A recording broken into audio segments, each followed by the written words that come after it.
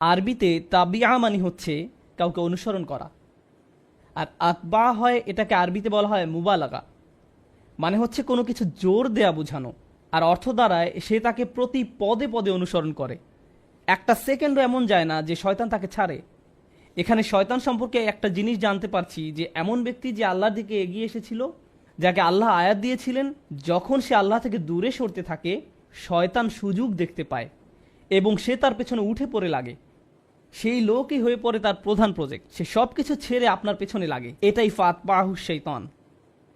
তাই শয়তান তাকে প্রতিনিয়ত এ ব্যাপারে উৎসাহ দিতে থাকবে, আর যেটা হবে শয়তান তাকে যখন ওয়াসওয়াসা করতে থাকবে সেটা আল্লাহর আয়াতের ঠিক বিপরীত। আল্লাহ এই ব্যক্তিকে ন্যায় অন্যায়ের পার্থক্য করতে শিখিয়েছিলেন, তাকে বিনয়ী, ভদ্র, দয়ালু এবং ন্যায় অন্যায়ের পার্থক্য করতে শিখিয়েছিলেন। কিন্তু শয়তান তাকে অনুপ্রেরণা দেওয়া শুরু করে, তখন সে চায় ওই ব্যক্তি তাকে অনুসরণ করুক এবং সে ওই ব্যক্তি এবং আল্লাহর আয়াতের মাঝে দূরত্ব তৈরি করে দেয়। আল্লাহর অবাধ্যতা করাকে তার কাছে সৌন্দর্যমণ্ডিত করে তুলবে। শয়তান তাদের কাজ তাদের নিকট সুন্দর করে তুলবে। আর যখনই সে এটা শুরু করে তখন কি হয়? আল্লাহ বলছেন ফাকানা মিনাল গাওয়িন, ফাকানা মিনাল গাওয়িন, ফলে সে পথভ্রষ্টদের অন্তর্ভুক্ত হয়ে পড়েছে। আরবিতে গাওয়া দিয়ে বোঝায় যখন কেউ সোজা পথে চলছিল কিন্তু এক সময় সে হয়তো এমন একটা মোড় নিল যাতে সে একদমই পথ ভুলে চলে গেল। ব্যাপারটা অনেকটা হাইওয়েতে ভুল এক্সিট নেবার মতো, যাতে করে আপনি আর হাইওয়েতে ফিরতে পারবেন না। এটাই গয়ন। আল্লাহ এখানে খুবই ভীতিকর একটা পরিস্থিতির বর্ণনা দিয়েছেন। এই আলোচনায় শয়তানের টার্গেট এ ধরনের লোক নয় যারা আল্লাহকে ভুলে গেছে বা অবিশ্বাস করে। এখানে তাদের সম্পর্কে বলা হচ্ছে না, এখানে ভালো লোকদের সম্পর্কে বলা হচ্ছে, যাদেরকে আল্লাহর আয়াত দেওয়া হয়েছিল। কোনো কারণে তারা ভুল পথে চলা শুরু করেছে, ইসলাম থেকে নিজেদের দূরে সরিয়ে রাখছে, আর এই সুযোগে শয়তান তাদের চেপে ধরে। আর একবার যখন শয়তান এমন লোকদের পিছনে লাগে, সে তাকে দিয়ে এমন কাজ করাবে যা অধার্মিক লোকরা পর্যন্ত করার সাহস পায় না। এই ব্যক্তি যে কিনা বিশ্বাসীদের অন্তর্ভুক্ত ছিল, তার এমন অধপতন তার হতে পারে, সে এমন কাজ করতে পারে যা অমুসলিমরা পর্যন্ত করে না। সে এমন নিচে নামতে পারে, মানে হচ্ছে আসফালা সাফিলিন, নিচু থেকেও নিচু। আর এই আয়াত যতই অগ্রসর হচ্ছে এই ধরনের লোকদের কাহিনী নিয়ে, যারা কিনা আল্লাহর পথ থেকে দূরে সরে গিয়েছে, তখনই আল্লাহ এর করুণ পরিণতিটা বলছেন, ওয়ালাউ শি'না লা রাফা'নাহু বিহা, যদি আমরা চাইতাম আমরা তাকে অনেক উঁচু আসনে আসীন করতে পারতাম তার জ্ঞানের কারণে। অর্থাৎ যে আয়াত আল্লাহ আপনাকে দিয়েছেন, বিহা শব্দ দিয়ে আয়াত উদ্দেশ্য করা হয়েছে। সুতরাং আল্লাহ আপনাকে যে আয়াত দিয়েছেন তার উদ্দেশ্য ছিল আপনাকে সম্মানের আসনে আসীন করা। উঁচুতে ওঠানোর ধারণাটি কোরআনে চিত্রকল্প রূপে ব্যবহার করা হয়েছে। কোরআনের আরেক জায়গায় সূরা নূরে আল্লাহ দুনিয়ায় 3 ধরনের সৃষ্টির কথা বলেছেন। তাদের মাঝে একটা হচ্ছে মানুষ, যারা সোজা হয়ে দাঁড়াতে পারে। এরপর আসছে ইয়ামশি আলা আরবা, যারা 4 পায়ে চলে প্রাণীরা। ইয়ামশি আলা বাতনিহি, যারা পেটের উপর ভর দিয়ে চলে, যেমন সাপ। এখানে ইতিমধ্যে আপনারা দেখেছেন সাপের একটা চিত্রকল্প উল্লেখ করা হয়েছে। সাপ হচ্ছে সেই প্রাণী যা মাটির সবচেয়ে কাছে থাকে। আর মানুষের ক্ষেত্রে তার মুখ, চোখ, শরীর মাটি থেকে সবচেয়ে দূরে থাকে। আমাদের ক্ষেত্রে একমাত্র পা মাটি স্পর্শ করে। লক্ষ্য করলে দেখবেন যারা 4 পেয়ে প্রাণী তারা কিন্তু সবসময় মাটির দিকে তাকিয়ে হাঁটে। তাদের শরীর এমনভাবে তৈরি যে তারা সবসময় মাটির দিকে চেয়েই হাঁটে। তাই প্রাণীকুলের মাঝে নিচু প্রাণী হচ্ছে সাপ। আর আল্লাহ বলছেন যদি উনি চাইতেন সে লোককে মানুষের মতো মানুষ বানাতে পারতেন, যে সোজা হয়ে চলে। লা রাফা'নাহু বিহা, এর দ্বারা তাকে উঁচু করতে পারতেন। যেভাবে মানুষকে সৃষ্টি করা হয়েছে, মানুষ যখন উপরে তাকায় তারা তাকায় আকাশের দিকে, তাদের লক্ষ্য অনেক উঁচুতে। আমরা এমন জিনিসের আশা করি যা আকাশ থেকে আসে, যা অন্য প্রাণীদের মতো নয়, যাদের একমাত্র লক্ষ্য শুধু মাটির দিকে। তারা শুধু সেদিকেই তাকিয়ে চলে, তারা উপরে তাকায় না, সম্মুখেও তাকায় না। আফামান ইয়ামশি মুকিব্বান আলা ওয়াজহিহি আহদা ওয়ামান ইয়ামশি সাওয়িয়ান আলা সিরাতিল মুস্তাকিম, যার মুখ মাটিতে আটকে আছে সেই কি সৎপথে চলে? না, সেই ব্যক্তি যে সোজা হয়ে চলে। এই আয়াতে এটাই কোরআনের অঙ্কিত ছবি। আল্লাহ বলছেন যদি আমরা চাইতাম আমরা তাকে উঁচুতে উঠাতে পারতাম, অন্য কথায় আমরা তাকে ভালো থেকে উত্তম আরো উৎকৃষ্টে পরিণত করতে পারতাম। আপনি দিন সম্পর্কে খুব অল্প জানেন, কিন্তু ওই সামান্যটুকুর কারণেই আল্লাহ আপনাকে পরের স্তরে উন্নীত করতে পারতেন, সেখান থেকে আরো উপরের স্তরে, সেখান থেকে আরো উপরে। এখানে আপনাকে হয়তো কোনো ইমামের সাথে, আলিমের সাথে বা সেরা কোনো আবিদের সাথে তুলনা করা হয়নি। আপনি নিজে নিজেই ক্রমান্বয়ে উন্নতির দিকে এগিয়ে চলতে পারতেন। শুধুমাত্র এই কারণে যে আল্লাহ আপনাকে শুরু করার জন্য অতি সামান্য কিছু হলেও জ্ঞান দিয়েছিলেন। ওয়ালাকিন্নাহু আখলাদা ইলাল আরদ, কিন্তু সেই ব্যক্তি পুরোপুরি তার দৃষ্টি ফিরিয়ে নিল ভূমির দিকে, মানে নিচের দিকে। আখলাদা শব্দটি এসেছে খুলুদ থেকে। মজার ব্যাপার হচ্ছে আসল শব্দটা হচ্ছে এখানে ইখলাদ, যার অর্থ হচ্ছে কোনো কিছুকে স্থায়ী বানিয়ে ফেলা, স্থায়ী হওয়া নয়। মানে হচ্ছে আখলাদা নাফসাহু ইলাল আরদ, আখলাদা হাওয়াহু ইলাল আরদ, আখলাদা হাম্মাহু ইলাল আরদ। সেই ব্যক্তি যাই করতে চাইতো না কেন তার সব কিছু এখন দুনিয়া কেন্দ্রিক হয়ে গেছে। সেই ব্যক্তি যে জান্নাত সম্পর্কে জানে, সে আল্লাহর সাক্ষাৎ সম্পর্কে জানে, সে কিয়ামতের দিন সম্পর্কে জানে, কিন্তু তা সত্ত্বেও নিজেকে দূরে সরানোর কারণে এখন একমাত্র যা নিয়ে চিন্তা করে, ভালোবাসে, যা তার একমাত্র প্রধান লক্ষ্য, তার সব কিছুই এই দুনিয়া কেন্দ্রিক। যা কিছুর আকাঙ্ক্ষা তার আছে, টাকা, সম্পদ, খ্যাতি, লোভ, এগুলো নিয়েই তারা সব সময় চিন্তা করে। এর বাইরে তারা আর কিছুই ভাবতে পারে না। তারা আল্লাহর সামনে কিভাবে দাঁড়াবে সেটা নিয়ে তাদের কোনো চিন্তা নেই। কি দুঃখজনক ব্যাপার! যে ব্যক্তি আল্লাহর আয়াত সম্পর্কে জানে যে তাদের লক্ষ্য আরো উঁচু হওয়া দরকার, কিন্তু তারা শুধুই এই দুনিয়া নিয়ে চিন্তা করে। আমরা এক অদ্ভুত সময় বাস করছি। আমরা এটাকে তথ্যের যুগ বলি, কিন্তু আমাদের বেশিরভাগই আমাদের নিজেদের ধর্ম সম্বন্ধে বেশি কিছু জানি না। আমরা সত্যিই জানি না কিভাবে আমাদের কিতাব এবং আমাদের বিশ্বাস এবং আমাদের ধর্মগ্রন্থ আমাদের উপশম দিতে পারে। এটা কিভাবে আমাদের কঠিন সময় সাহায্য করতে পারে। যখন এমনটা ঘটে তখন আমরা শয়তানের সহজ শিকারে পরিণত হই। যখন মানুষ কঠিন সময়ের মধ্য দিয়ে যায় তখন শয়তান তাদের কাছে সকল প্রকারের চিন্তা নিয়ে আসে। ধরুন কেউ অসুস্থ, সে হাসপাতালে এবং সে সব ধরনের ওয়াসওয়াসা পাচ্ছে বিশ্বাসের ব্যাপারে। কদর কি নিয়ে প্রশ্নের মুখোমুখি হচ্ছে। মানুষ চাকরি হারিয়ে ফেললে, বিয়েটা সুখকর না হলে, লেখাপড়ার ক্ষেত্রে মুশকিল দেখা দিলে, আপনি যে সমস্যার মধ্যে দিয়ে যান না কেন, বা স্বাস্থ্য সংক্রান্ত কিছু হতে পারে, এমন ক্ষেত্রে প্রশ্ন করতে শুরু করা খুব সহজ। আল্লাহ কি আদৌ আমাকে ভালোবাসেন? তিনি কেন আমার সাথে এমন আচরণ করছেন? আমার কি দোষ ছিল যে আমি এই সমস্যায় পড়ব? আমি এত দোয়া করলাম, আল্লাহ তাতে সাড়া দিলেন না, সে কোনো পরোয়াই করলেন না। আমি পুরো রমজান মাস প্রার্থনা করলাম, এমনকি উমরাও করলাম। আমি এখনো দোয়া করছি যে আমার সন্তানকে আরোগ্য দিন, আমার এই সমস্যা দূর করে দিন, কিন্তু আমার সেই সমস্যা তো এখনো আছে। এসব আপনার ব্যক্তিগত জীবনে, এবং এটাই যথেষ্ট কঠিন। উপরন্তু সারা দুনিয়ায় একটা সংকটকাল চলছে। উদাহরণস্বরূপ আপনাদের অনেকের পরিবার সিরিয়ায় আছে, বা সারা দুনিয়ায় সিরিয়ার মতো জায়গায়, যে জায়গাগুলো পুড়ছে, যেখানে পরিবার নিরাপদ নয়, সন্তানেরা নিরাপদ নয়, যেখানে সব ধরনের মানবিক বিপর্যয় ঘটে চলছে এবং মানুষ মারা যাচ্ছে। ব্যাপারটা অনেকটাই যেন রাসূল সাল্লাল্লাহু আলাইহি ওয়াসাল্লামের বাণীকে পূর্ণ করার জন্য, যে হত্যাকারী জানবে না যে সে কেন মারছে, আর যাকে হত্যা করা হচ্ছে সেও কারণটা জানবে না। এমন এক সংকটময় পরিস্থিতিতে অনেক মানুষ প্রশ্ন করা শুরু করে যে কেন আমরা ব্যক্তিগত জীবনে তো বটেই, এমনকি সারা দুনিয়ায় পাগলাটে ঘটনা ঘটে চলছে। এই সব কিছুতে আল্লাহ কোথায়? তিনি কি এইসব সমস্যা দূর করতে পারেন না? এমন তো না যে আমরা দোয়া করছি না। কুনুতে নাজিলা প্রতি রাতেই সারা দুনিয়ায় মসজিদে পড়া হচ্ছে। আল্লাহুম্মা সুরিল ইসলাম ওয়াল মুসলিমিন, আইজিল ইসলাম ওয়াল মুসলিমিন। মুসলিমদের সহায়তা করুন, ইসলামকে সহায়তা করুন, মুসলিমদের শক্তি দিন, ইসলামকে শক্তি দিন। হে আল্লাহ, আমাদের দিনের শত্রুদের বিরুদ্ধে শক্তি দিন। মনে হচ্ছে যে শত্রুরা দিন দিন আরো শক্তিশালী হচ্ছে আর বেশি বেশি করে রক্তপাত ঘটাচ্ছে। সেই মুহূর্তে কোনো ব্যক্তি তার ধর্ম নিয়ে খুবই হতাশ হয়ে যায় এবং চিন্তা করা শুরু করে এসবের কোনো মানে হয় না, আমি কেন দোয়া করব, কিছুই তো বদলাবে না। এটা কিন্তু আসলে খুব সার্বজনীন একটা সমস্যা। এই সমস্যার ফলাফল স্বরূপ কিছু জিনিস ঘটে। কিছু মানুষ দোয়া করাই বন্ধ করে দেয়। শুধু দোয়াই নয়, এমনকি তারা নামাজ পড়াও বন্ধ করে দেয়, পরোয়া করে না। নামাজকে আল্লাহ এভাবে বর্ণনা করেছেন যে এটা একটা সুরক্ষা, এটা একটা সুরক্ষা। ইন্না সালাতা তানহা আনিল ফাহশাই ওয়াল মুনকার। নামাজ আপনাকে সব ধরনের লজ্জাহীনতা, অশ্লীল আচরণ এবং সব ধরনের ক্ষতি থেকে রক্ষা করে, সব ধরনের ক্ষতি থেকে রক্ষা করে। সুতরাং আল্লাহ যখন এমনটা বলেন এবং কোনো ব্যক্তি নামাজ ত্যাগ করে, তখন তারা আসলে সরাসরি শয়তানের শিকারে পরিণত হয়, সব ধরনের খারাপ কাজ করে যাবে এবং যে করছে সে বুঝতেও পারবে না যে সে কেন এই কাজটা করছে। এরপরে এমন মানুষও কিন্তু আছে যারা অত দূর যায়নি, তারা এখনো দিনের উপর অধিষ্ঠিত আছে, তারা এখনো দিনকে ধরে রেখেছে, কিন্তু তারা কোনো মতে ধরে আছে, কোনো ক্রমে ধরে আছে, তারা কোনো ক্রমে জুমার নামাজে আসে, এমনকি সেটাও তার জন্য সংগ্রাম। কিছু মানুষের অবস্থা এত খারাপ হয়ে যায় যে তারা একটা মসজিদের ভিতর বেশি সময় থাকতেও পারে না। যদিও কোনো কারণে তারা থাকে, তাহলে অস্বস্তি বোধ করা শুরু করে। এমন ঘটনা ঘটে। আমার এমন অনেক মানুষের সাথে সাক্ষাৎ হয়েছে। আমি মনে করি না যে তারা খারাপ মানুষ। যাই হোক, আমি মনে করি কিছু মৌলিক বিষয় ঠিক ছিল না, কিছু নির্দিষ্ট চিন্তা, কিছু নির্দিষ্ট ধারণা, কিছু নির্দিষ্ট অনুভূতিতে ভুল আছে। আর সেই ভুল অনুভূতির কারণে একজন খুব বিপজ্জনক পথে চলে, সেই পথে যেটা পথভ্রষ্টতার দিকে নিয়ে যায়। এদিকে সূরা হাজের শুরুতে আল্লাহ আযজা ওয়া জাল্লা বলছেন সেই সব মানুষের কথা যাদের কাছে মানুষকে পথভ্রষ্ট করার কার্যপ্রণালী আছে।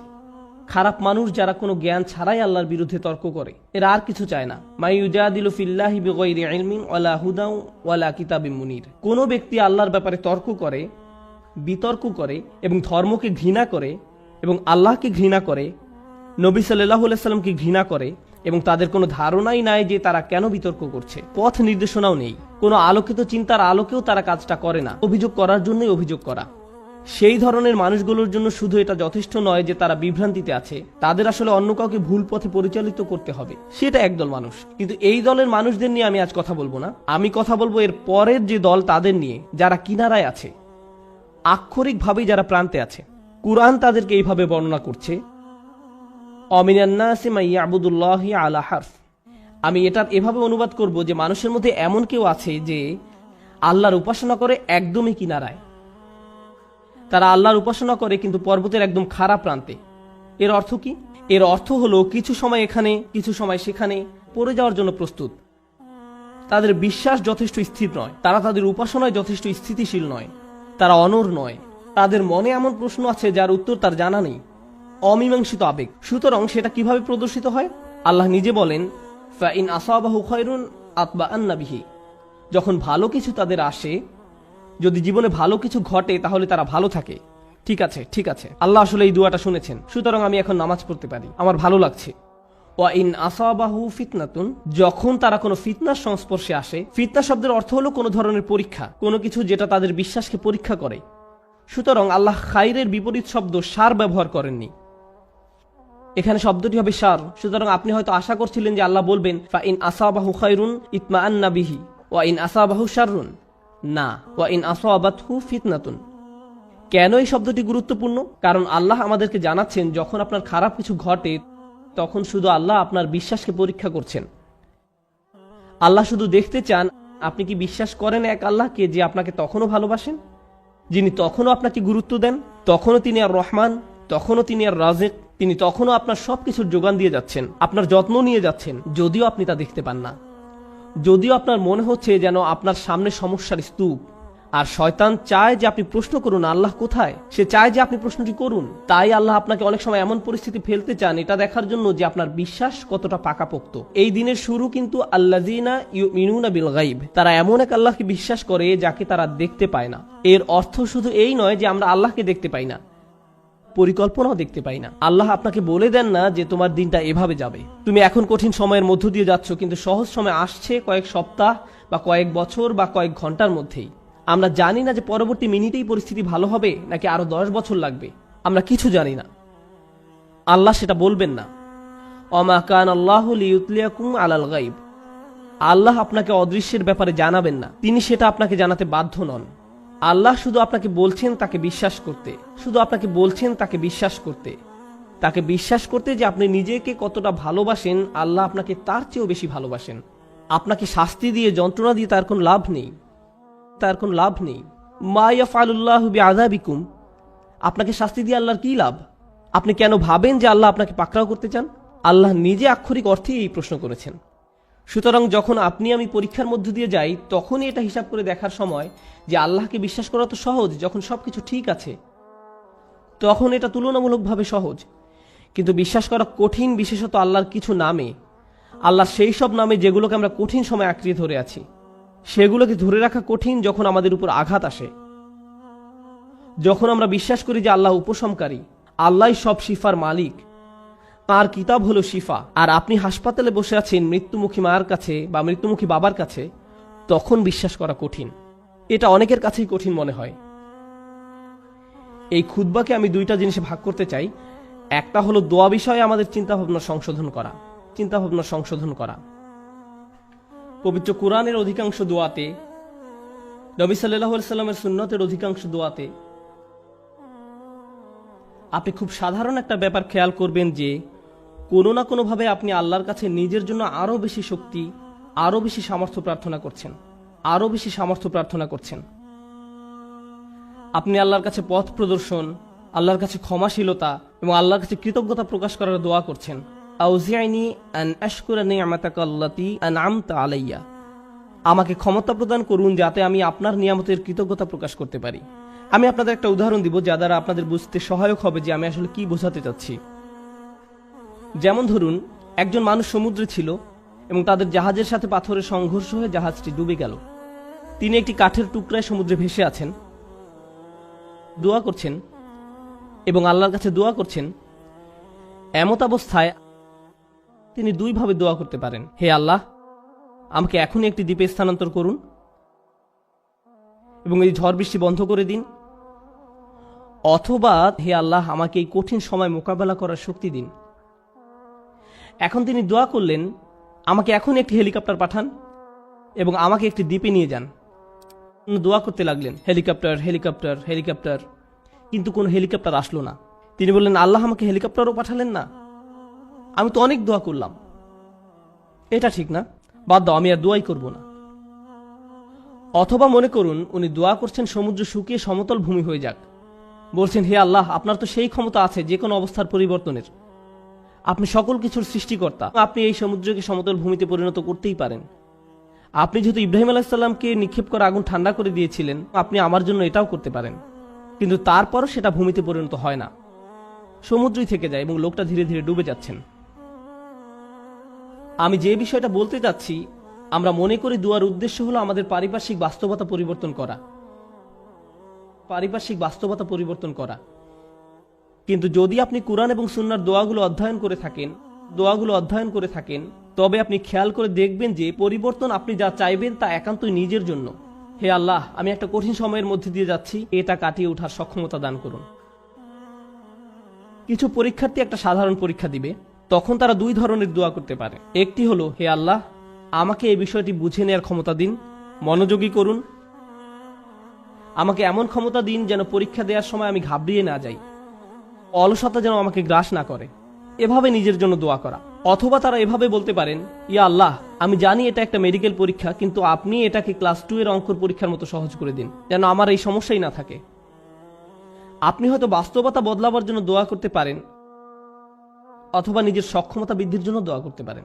বেশিরভাগ মানুষ যারা ধর্মবিশ্বাসে দুর্বল, তারা নিজেদের ক্ষমতা বৃদ্ধি বা নিজেদের পরিবর্তন চায় না, এবং আল্লাহর কাছেও তাই চায়। কিন্তু আসলে কি সেই পরিবর্তন হয় না? এবং যখন পরিবর্তন হয় না, তখন তারা আল্লাহকে দোষারোপ করে, কেন আপনি আমার পৃথিবীকে পরিবর্তন করেননি, কেন আপনি সবকিছুকে আমার জন্য সহজ করে দেননি।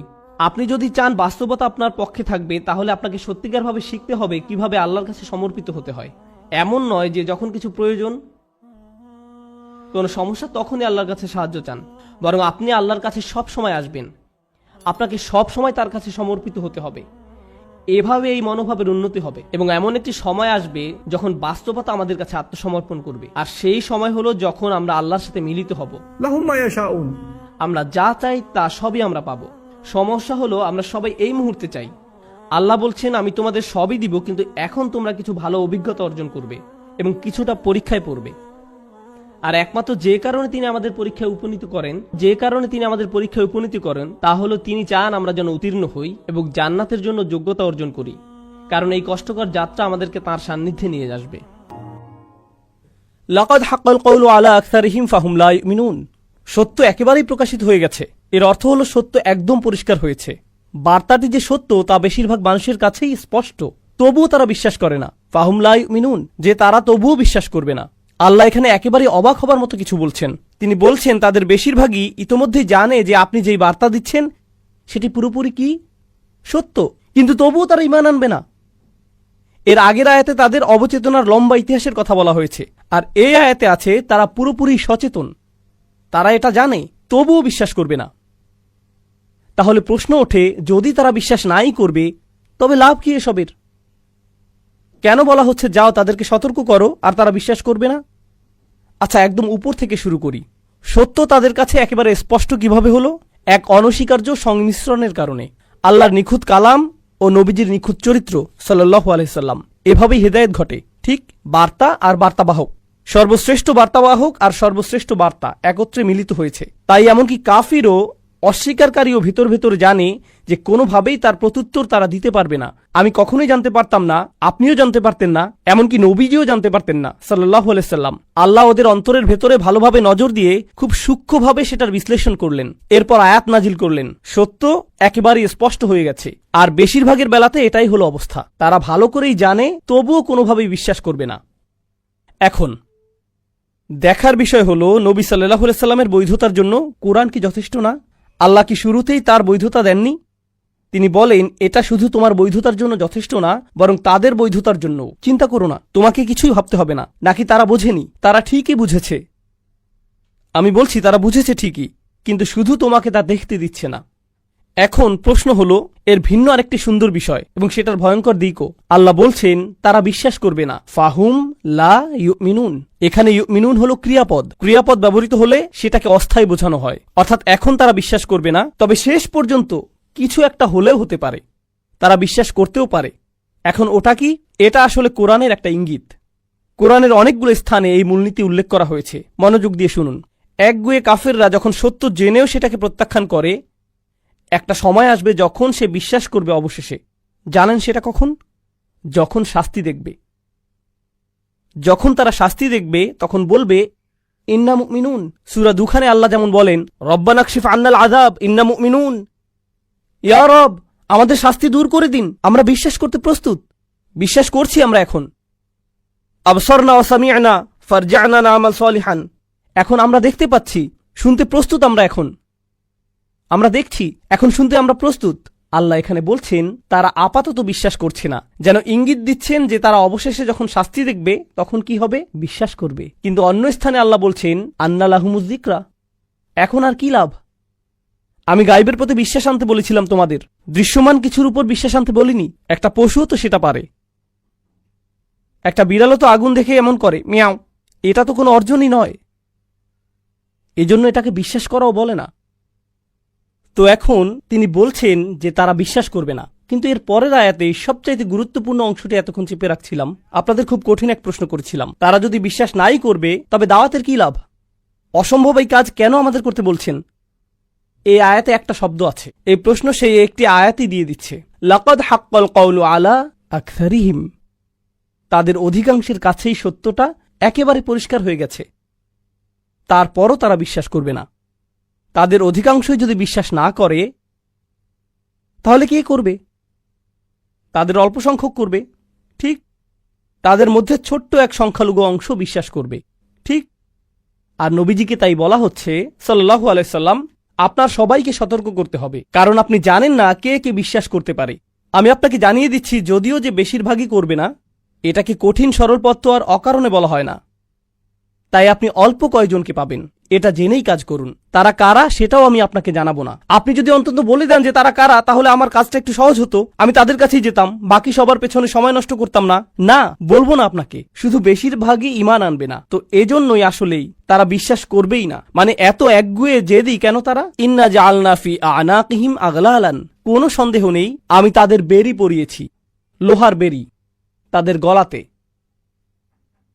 লোহার তৈরি মোটা বেরি, দেখতে এরকম ব্রেসলেটের মতো, এর সাথে শেকল লাগানো। কখন কাউকে এরকম পরানো হয়? না, আরো বেশি বড় শাস্তি চিন্তা করুন, জেলখানা, কারাগারে।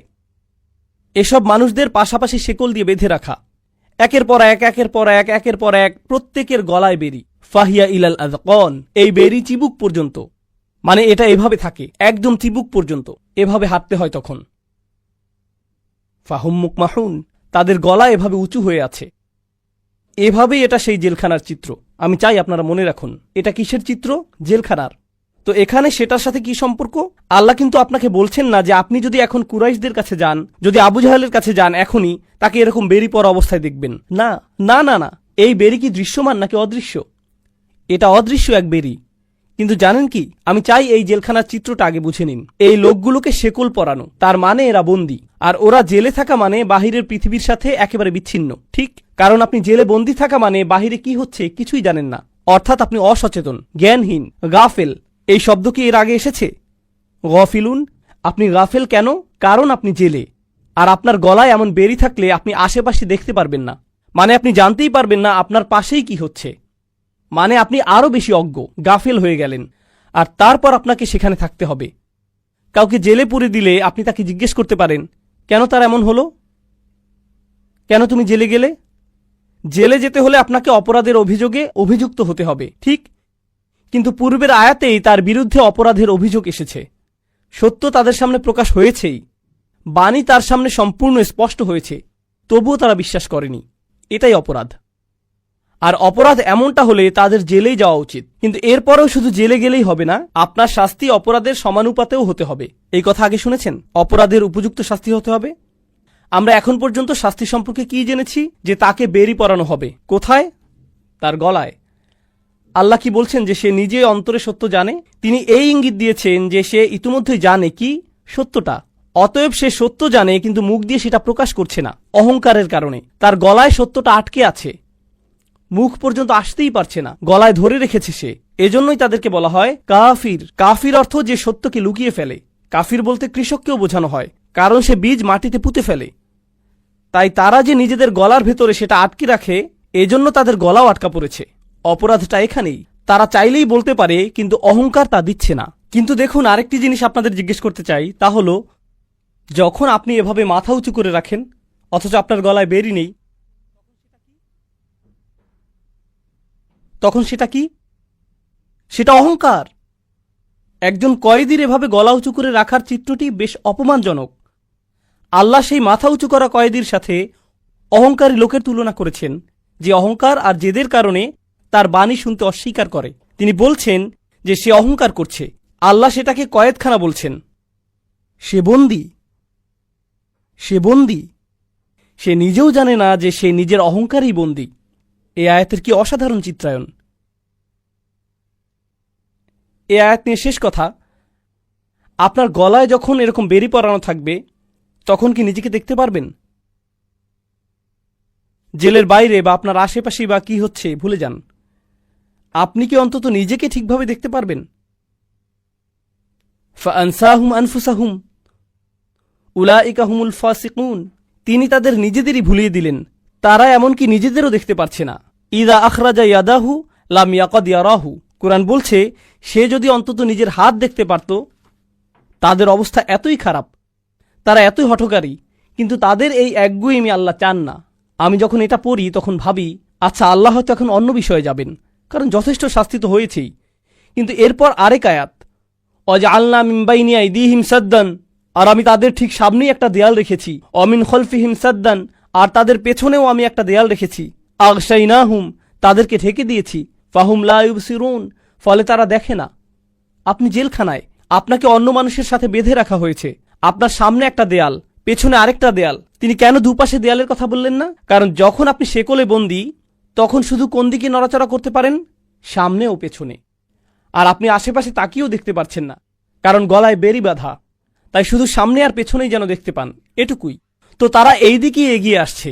তাহলে আল্লাহ কি বলছেন? তাদের সামনে একটা দেয়াল আছে আর তাদের পেছনে একটি দেয়াল আছে। এই দেয়ালের কাজ কি? আপনি পালাতে পারবেন না। দেয়ালের আরেকটি কাজ হলো, আপনি ওপাশের কিছুই দেখতে পাবেন না। ঠিক এটার কারণেই তারা অসচেতন। কিন্তু এখানে তো তিনটি আবরণ, সামনে দেয়াল, পেছনে দেয়াল, উপরে আরেক আবরণ। এটা কিছু খুব খুব গুরুত্বপূর্ণ। যখন আমি খুবই গুরুত্বপূর্ণ দুইবার বলি, খুব খুব এভাবে, তার মানে হলো এটা আসলেই খুব খুব গুরুত্বপূর্ণ। যদি বলি খুব গুরুত্বপূর্ণ, তখন আসলে আপনাদের শুধু জাগাবার চেষ্টা করছি। কিন্তু যদি আমি বলি যে খুব খুব গুরুত্বপূর্ণ, এর মানে আসলেই খুব খুব গুরুত্বপূর্ণ।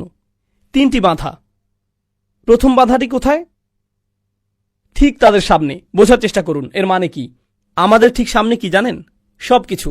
যখন ঘুম থেকে উঠি, আমার ঘর আমার সামনে। যখন নিচে যাই, আমার বাচ্চারা আমার সামনে। যখন বাইরে যাই, পুরো আকাশ আমার সামনে। যখন গাড়িতে উঠি, আমার গাড়ি ঠিক আমার সামনে। কোরআন আমার সামনে। সমস্ত জীবন আমার সামনে। আল্লাহর সমস্ত সৃষ্টি কোথায়? ঠিক আমার সামনে। আর এই সৃষ্টি, এই আকাশ, এই পৃথিবী, সেই গাছ, আমার বাচ্চা, সবকিছুই আল্লাহকে স্মরণ করিয়ে দেয়। সবকিছুই। কিন্তু তারা এসব থেকে বাধাপ্রাপ্ত, তাই তারা ওসব কিছুই দেখে না। তাই কিছুই তাদেরকে আল্লাহর কথা মনে করিয়ে দেয় না। সবকিছুই তাদের চিন্তার জন্য যথেষ্ট না। সত্যের পথ হতে তারা অবরুদ্ধ। অন্য ভাষায়, প্রথম প্রাচীর হলো সমস্ত সৃষ্টি।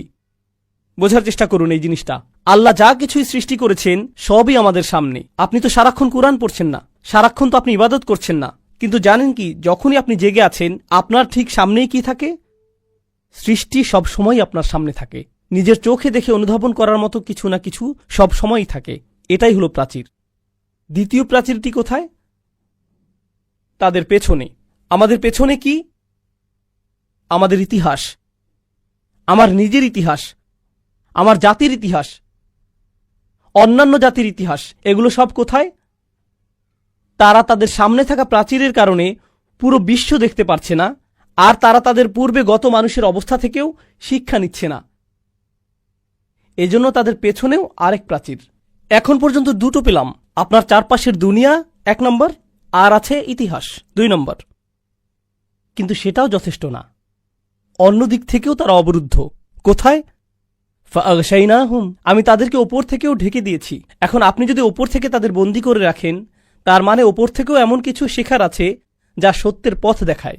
আপনি যদি ইতিহাসে মনোযোগ দেন, সেখান থেকেও সত্য পেতে পারেন। হতে পারে ওপরেও কিছু একটা আছে যা আপনাকে সত্যের দিকে নিতে পারে। সেটা কি? আল্লাহর পক্ষ থেকে বাণী। এখন সেটাও আপনার অন্তর হতে অবরুদ্ধ।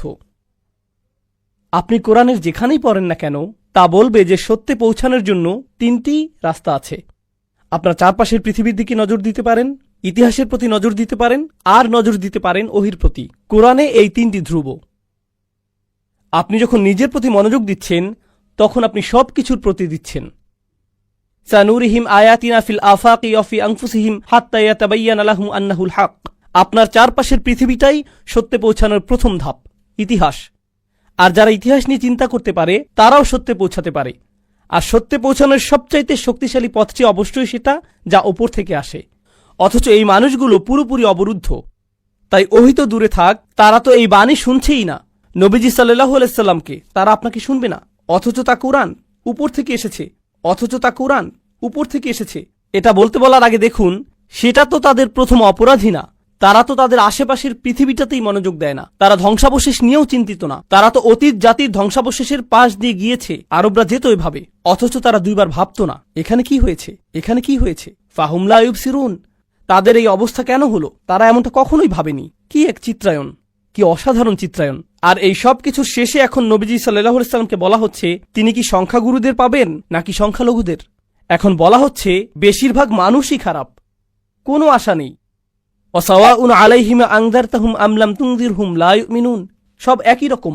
আপনি তাদেরকে সতর্ক করেন আর নাই করেন, তারা বিশ্বাস করবেই না। হে আল্লাহ, আপনিই আমাকে বলেছিলেন তাদের সতর্ক করতে, এখন বলছেন তাদেরকে সতর্ক করি আর না করি লাভ নেই। তাদের জনসংখ্যার বিশাল গোষ্ঠীর ব্যাপারে আসলেই কোনো লাভ নেই। এই মানুষগুলোর ব্যাপারেই যদি নবীজিকে বলা হয়ে থাকে সাল্লাল্লাহু আলাইহি সাল্লাম, তবে তাদের বেশিরভাগের গলাতেই শেকল আর বেরি লাগানো।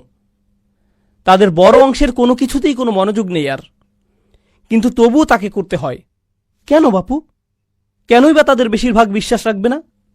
এমনকি কোরআনও, এমনকি রাসূলুল্লাহ সাল্লাল্লাহু আলাইহি সাল্লামের নিজ কণ্ঠের কোরআনও নয়। এত একগুঁয়ে তার কিভাবে হতে পারে যে স্বয়ং নবীর কণ্ঠের কোরআনও তাদের জন্য যথেষ্ট না? এরকম অবস্থাটি বেশ হতাশাজনক। আর এমনটা যখন হবে, যখন তারা হতাশায় থাকবে, নবীকে তখন বলা হচ্ছে সাল্লাল্লাহু আলাইহি সাল্লাম, ইন্নামা তুনযিরু মান ইত্তাবা'a যিকরা, আপনি শুধু তাকেই সতর্ক করতে পারবেন যে জিকিরের অনুসরণ করে।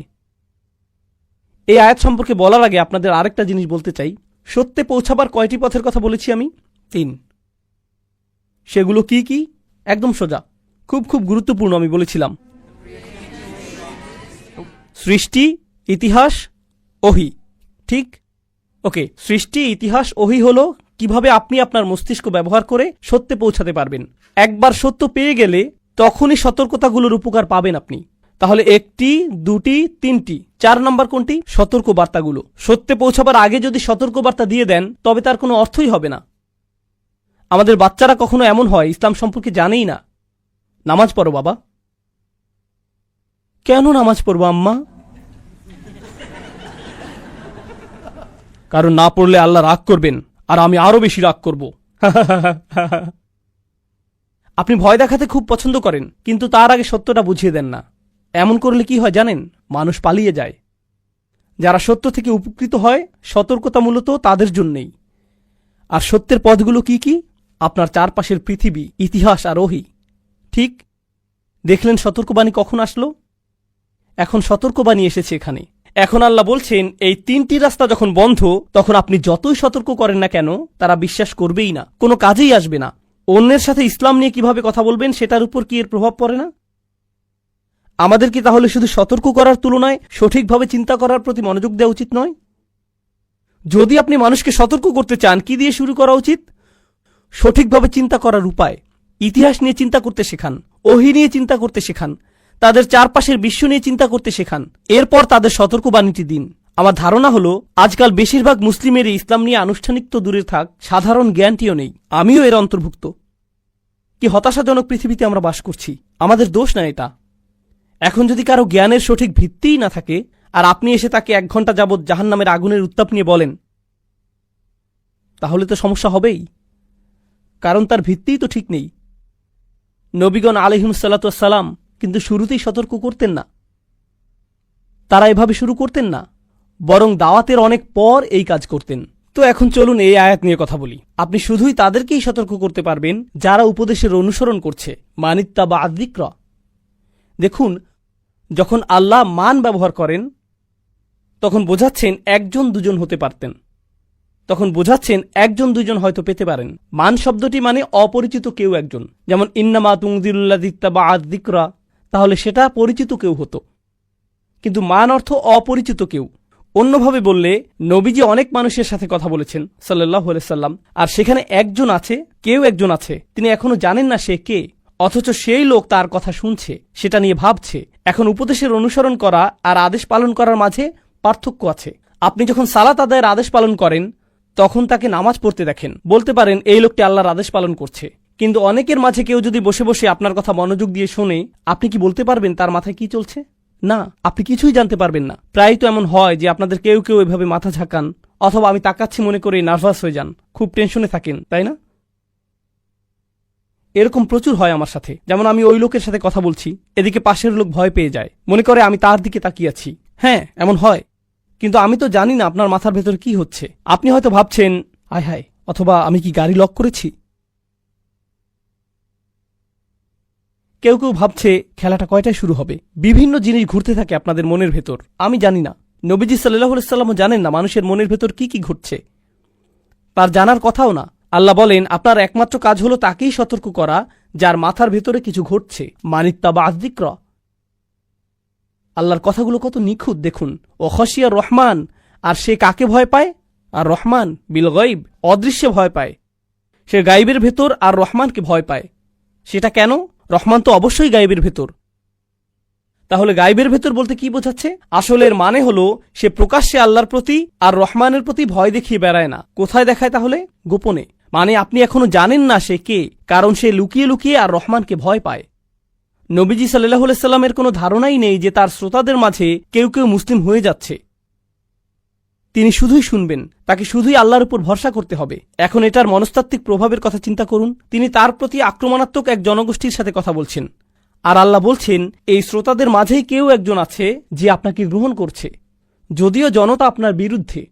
তাই সেই একজন লোককে বলুন ফাবাশশিরহু বিমাগফিরাতিন ওয়া আজরিন কারীম, সেই একজনকেই ক্ষমার সুসংবাদ দিন, বিশাল প্রতিদানের অভিনন্দন জানান তাকে। এখানে দেখুন কি অসাধারণ ব্যাপার যে আল্লাহ আযজা ওয়া জাল্লা এই আয়াতে প্রথমেই সেই ব্যক্তিকে নিজের থেকে ক্ষমা করছেন। আপনারা জানেন কেন? কারণ আপনি যদি সেই শ্রোতাদের একজন হন, তাহলে আপনি এখন নবীজি সাল্লাল্লাহু আলাইহি সাল্লামের কথা শুনছেন। তার মানে আপনার পূর্বের জীবন ভালো নাকি পাপের জীবন ছিল? আপনি পাপের জীবন অতিবাহিত করে আসছেন। তাই সত্য শোনার সাথে সাথেই আপনার অপরাধ বোধ কাজ করা শুরু করে। আপনি ভাবতে থাকেন আমি কত পাপ করেছি এই জীবনে, আমার পুরো জীবনটাই নষ্ট করে ফেলেছি। এটা মুসলিমের সাথে হয়। আজকাল কোনো মুসলিমকে কেউ একজন ইউটিউবে ভিডিও পাঠালো, সেটা দেখে তার অবস্থা হয় ইয়া আল্লাহ, আমি কত খারাপ, আমার জীবনে পরিবর্তন আনতেই হবে, আমি এটা কি করলাম? অপরাধ বোধ কুরে কুরে খায়, তাই না? আর এমনটা হবার সাথে সাথেই নবীজি সেই মানুষদের বলছেন, সেই লোকটিকে বলছেন তোমাকে অভিনন্দন জানাই আমি, তুমি ক্ষমা পেয়েছ। এই লোকের তো সবচেয়ে আগে এটাই দরকার। যা গেছে গেছে, সব অতীত, এখন ভবিষ্যতের কথা ভাবো। কিন্তু এরপর নতুন সমস্যার উদ্ভব। যদি আমি ইসলামে প্রবেশ করিও, এই নবীর কি অবস্থা হচ্ছে দেখো। সবাই তাকে নিয়ে মজা করছে, তাকে মিথ্যুক বলছে, পাগল বলছে তারা। পুরো জনতা তার উপর ক্ষিপ্ত। তাকে যদি অনুসরণ করি আমার অবস্থাটা কি হবে? একই জিনিস, তারা ভাববে আমিই তার দলের একজন, আমার পেছনেও লাগবে তারা। আমি সমস্ত সম্মান হারাবো, তাই না? যেন সেই নবী আগে সম্মানিত মানুষ ছিলেন, এরপর যখন নবী হয়ে গেলেন, রাসূল হবার দাবি করলেন, তখন কেউ আর সম্মান করে না। তাকে তো কেউ রেহাই দেয়নি, অথচ তিনিই শহরের সবচেয়ে সভ্য মানুষ। আমাকে কি তার ছেড়ে দেবে? কোরআনের অসাধারণত্ব দেখুন, তাকে ক্ষমার অভিনন্দন দিচ্ছে। আগেই বলেছি, উত্তম প্রতিদানের সুসংবাদ দিচ্ছে, উত্তম প্রতিদানের সুসংবাদ দিচ্ছে। আজরিন কারিম। কেন? কারণ এখন আপনার উচিত নয় মানুষের কাছে সম্মান খোঁজা। আপনার একমাত্র কাজ হল আল্লাহর কাছেই সম্মান তালাশ করা। সম্মান আর মর্যাদার সংজ্ঞা আপনার কাছে পাল্টে যাবে। মানুষ কি ভাববে সেটা আর পরোয়া করবেন না। আপনি নিজেই এখন বড় মানুষ, আপনি নিজেই এখন স্বাধীন মহিলা। মর্যাদা একমাত্র আপনি আল্লাহর কাছেই চান। সামাজিক চাপ থেকে আপনি মুক্ত হয়ে গেছেন। এই একটি বক্তব্য মাত্র কি করছে জানেন? আপনার আশা থাকা উচিত, মানুষের ভয় আপনার আর থাকবে না। এটাই মাগফিরাতুন ওয়া আজরিন কারিম। কি চমৎকার! মানুষ তো অন্য কিছুর চাইতে এটাই বেশি প্রয়োজন। ফাবাশশিরহু বিমাগফিরাতুন ওয়া আজরিন কারিম। প্রায় শেষের দিকে আমরা, আর একটা আয়াত মাত্র। ইন্না নাহনু নুহিল মাউতা। কোনো সন্দেহ নেই, আমি মৃতদের জীবন দান করি। ইয়া আল্লাহ, এই কথা এখানে কেন? এতক্ষণের কথোপকথন তো মৃত্যুর পরের জীবন নিয়েছিল। কথা হচ্ছিল বেশিরভাগ মানুষকে সতর্ক করা নিয়ে, যদিও তারা শুনবে না। কোরআন কতটা নিখুঁত এইসব নিয়ে, কিন্তু তবুও তাদের যায় আসে না। খুব খুব কম মানুষ, হয়তোবা মাত্র একজন শুনবে, এই কথাই হচ্ছিল না। আর হঠাৎ করেই কথাবার্তার শেষে এসে আমি মৃতকে জীবন দান করি কেন? কিছু ব্যাখ্যাকারগণ প্রথমে স্পষ্ট উত্তর দিয়েছেন, তা হল এই সতর্কতা তো আসলে মৃত্যুর পরের জীবন নিয়ে। তাই এই বার্তাগুলো এই সতর্কতা দিয়েই শেষ করি যে আমি মৃতদের জীবন দান করব, যা কিছুই হোক না কেন। এটাই সেই সতর্ক বার্তা। কিন্তু আরেক ধাপ এগিয়ে বলি, আপনাদের বলেছিলাম এই কুরাইশদের যে সতর্ক করা হচ্ছে, বহু প্রজন্ম ধরে তাদের সতর্ক করা হয়নি, তারা গাফিল ছিল। মা উনদিরা আবাউহুম ফাহুম গাফিলুন। আপনি এটাও বলতে পারেন যে তাদের কারো কারো হৃদয় মৃত হয়ে গিয়েছিল, তাই না?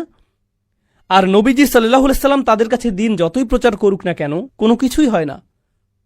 প্রতিদিন তিনি তাদের বলেন, কোনো পরিবর্তন আসে না। কিন্তু আল্লাহ তাকে বলছেন, আমি মৃতদের জীবন দেই। মানুষের উপর হাল ছাড়বেন না। তাদের জীবন দেয়া, ইমানের দিকে নিয়ে আসা আপনার কাজ নয়, এটা আমার কাজ। আপনার কাজ হলো সতর্ক করা। আপনি জানেন না বহু বছর ধরে মৃত কোনো মানুষের হৃদয়ে আল্লাহ প্রাণ নিয়ে আসবেন। তুমি জানো না কখন ওমর ফিরবে, জানো না কখন হামজা ঈমান আনবে, তুমি জানো না কখন আবু সুফিয়ান মুসলিম হবে। তাড়াতাড়ি হবে না এসব। তুমি জানো না কখন খালিদ ইবনে ওয়ালিদ ফিরবে। অনেক বছর লেগেছে, যুদ্ধ লেগেছে। তিনি নিজেই মুসলিম মেরেছিলেন মুসলিম হবার আগে। মানে সত্যি সত্যি এটা তোমার কাজ নয়। আমি মৃতদের জীবন দান করি। নবীজির পর হতে সব দায়ী, বার্তাবাহক, আলেম ইত্যাদি, তাদের কি বলা হচ্ছে? যে এমনকি আমি রাসূলুল্লাহ সাল্লাল্লাহু আলাইহি সাল্লাম নিজেও মানুষকে বদলাতে পারি না।